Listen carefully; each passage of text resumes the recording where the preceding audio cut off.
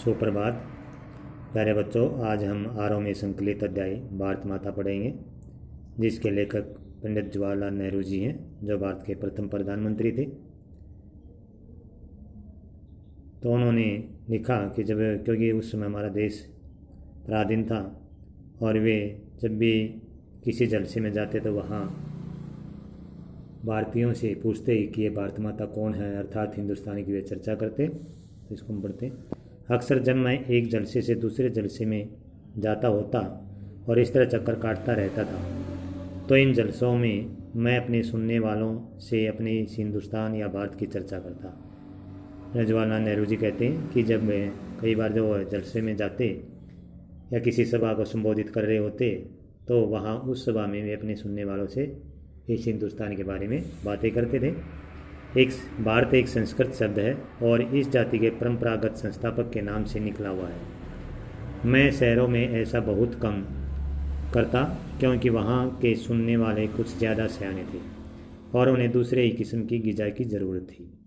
लेकिन किसानों से, जिसका नज़रिया महदूद था, मैं इस बड़े देश की चर्चा करता, जिसकी आज़ादी के लिए हम लोग कोशिश कर रहे थे, और बताता कि किस तरह देश का एक हिस्सा दूसरे से जुदा होते हुए भी हिंदुस्तान एक था। तो वे कहते हैं कि मैं शहरों में जब जाता तो वहाँ के लोगों को इसके बारे में इतनी बातें नहीं करता था, क्योंकि वे ज़्यादा सियाने थे। हाँ, लेकिन जो किसान थे ग्रामीण क्षेत्र में जब जाते हुए, तो किसानों से इसके बारे में वो ज़रूर चर्चा करते थे। उस बात की चर्चा करते थे जिसकी आज़ादी के लिए हम सब कोशिश कर रहे थे, और उनको ये भी बताते कि किस तरह से भारत अलग अलग भागों में होते हुए भी हिंदुस्तान एक है।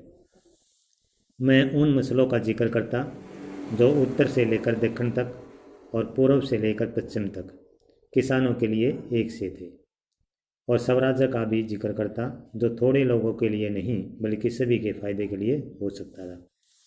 तो कहता मैं जिस भी दिशा में जाता, चाहे उत्तर हो चाहे पूर्व हो, सभी में उनकी समस्याओं के बारे में बातें करता और स्वराज्य के लिए भी बातें करता। मैं उत्तर पश्चिम में खैबर के दर्रे से लेकर दूर दक्षिण में कन्याकुमारी तक की अपनी यात्रा का हाल बताता और यह कहता कि सभी जगह किसान मुझसे एक से सवाल करते, क्योंकि उनकी तकलीफ़ें एक सी थी, यानी गरीबी, कर्जदारों, पूंजीपतियों के शिकंजे, जमींदार, महाजन, कड़े लगान और सूद।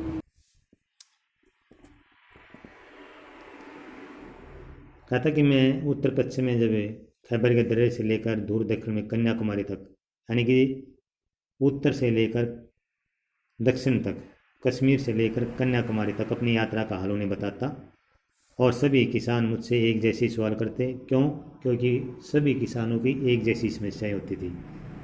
वे गरीब हैं, कर्जदार हैं, पूंजीपतियों के शिकंजे में फंसे हुए हैं, जमींदार उन पर अत्याचार करते हैं, महाजन उनसे कड़े लगान लेते हैं और कर लिया जाता है, पुलिस उनके ऊपर जुल्म ढाती है। तो इस तरह के अनेकों जो ऐसी बातें थी जो सब किसानों पर एक जैसी लागू होती था, तो उन सब की समस्याएं एक जैसी थी।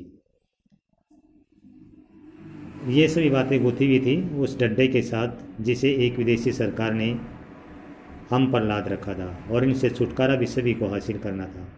मैंने इस बात की कोशिश की कि लोग सारे हिंदुस्तान के बारे में सोचें, और कुछ हद तक इस बड़ी दुनिया के बारे में भी, जिसके हम एक जुज हैं।